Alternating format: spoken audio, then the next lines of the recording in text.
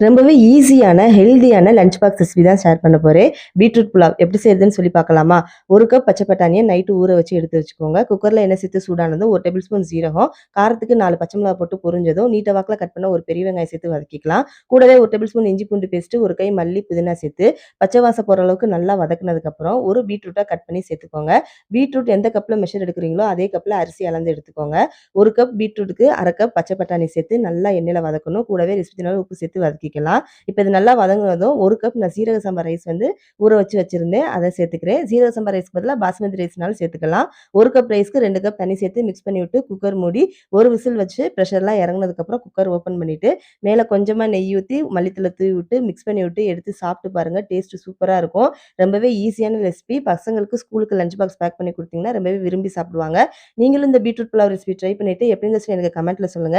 Saturday recipe channel subscribe பண்ணுங்க, subscribe பண்ணிக்கோங்க. Instagram page Saturday recipes அதையும் ஃபாலோ பண்ணிக்கோங்க. Until by from Shobana.